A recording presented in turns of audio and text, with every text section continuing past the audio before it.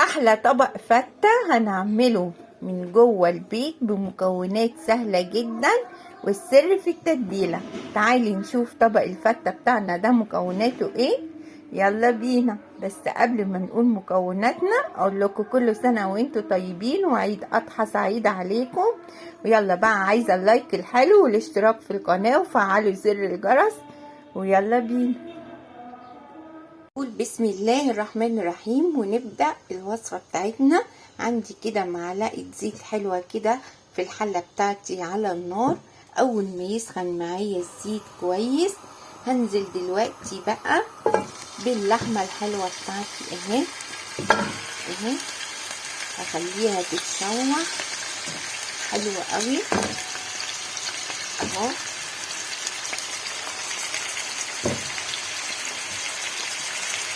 هسيبها كده على نار عالية لغاية ما تاخد اللون الذهبي الحلو بتاعنا اهو. عندي بقى معلقة شوية كده فلفل اسود حلوين، معلقة صغيرة، ومعلقة كبيرة من السبع بهارات اهو. كده بقى تاخد التشويحة الحلوة.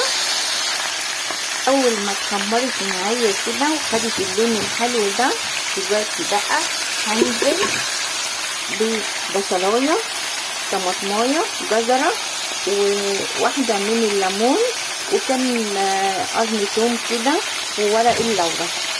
هنزل بيهم كلهم كده وهقلب اللحمه بتاعتي اهو.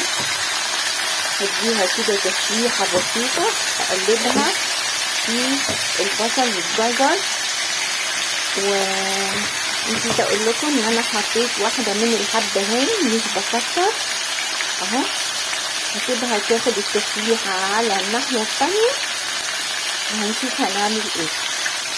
اول ما اتشوحت معايا كده وبقت تمام من ناحيتين، دلوقتي بقى هنزل بالميه المغليه اهو، وهسيبها بقى على نار هاديه خالص لغايه ما اللحمه بتاعتي تستوي. واخر حاجه هضيفها هي معلقه صغيره من السكر عشان تسهل معايا سوى اللحمه بتاعتي. دلوقتي بقى هغطيها واسيبها على نار هاديه خالص لغايه ما اللحمه بتاعتي تستوي خالص. عندي هنا بقى الرقاق بتاعي طري، انا قطعت اهو بالمقص بتاعي. هحط عليه معلقتين زيت وهشوحه بقى على البوتاجاز عشان يبقى مقرمش وفي ماده دهنيه حلوه. انت بقى لو حابه تحطيه جوه الفرن حطيه، انما انا هعمله فوق البوتاجاز. هسيبه كده لغايه ما يتحمر معايا كويس قوي، بس هقلبه على طول. وادي الرقاق بتاعي اتحمص اهو. دلوقتي بقى تعالي نشوف هنعمل ايه. عندي هنا بقى طاسة على النار، حاطة فيها حتة كده من اللية ومعلقة كده من السمن البلدي وشوية من الزيت اهو، وهقلبهم كويس لغاية ما اللية بتاعتي تتشوح كويس وتنزل الدسم اللي فيها اهو.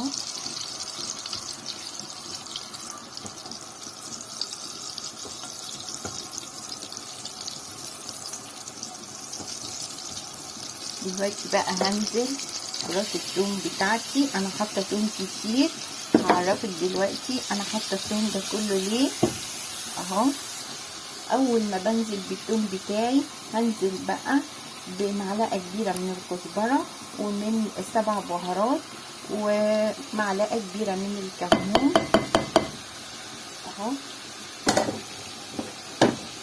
وهقلبهم بقى.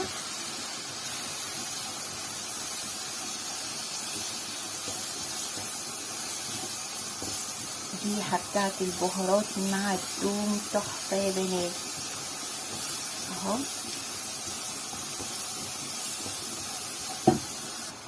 اول ما الثوم بتاعي يتشوح كده هحطه بربع كوبايه من الخل، هقلب وهغطي على طول واسيبها 5 دقايق كده في الخل علشان تحتفظ بالطعم الحلو بتاعها. دلوقتي هغطيها واسيبها على النار 5 دقايق على نار هاديه.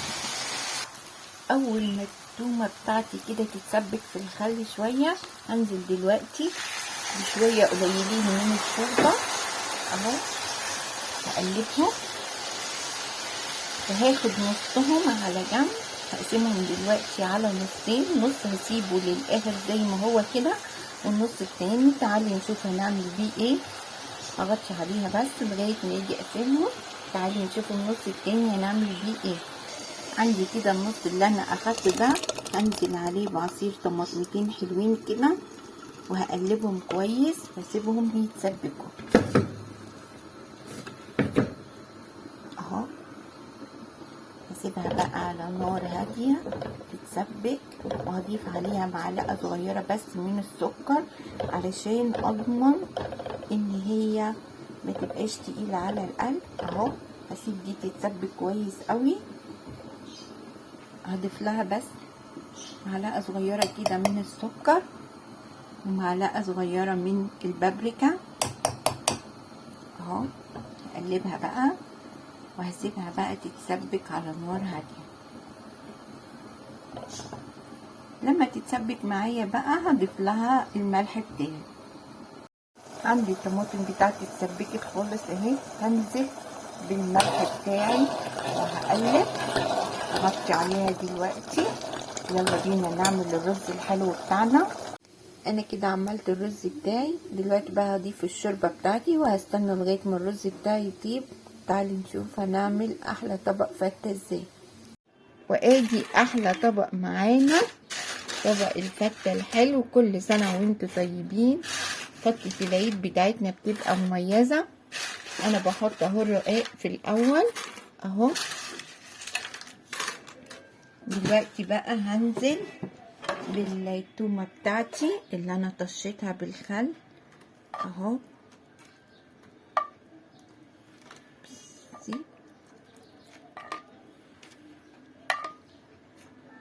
تفرق معاكي في الرقاق قوي، هتخلي الرقاق طعمه حلو قوي.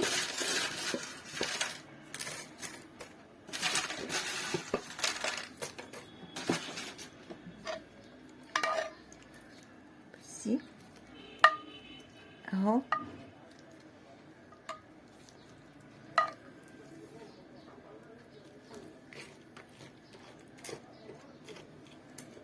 دلوقتي بقى هحط الرز بتاعي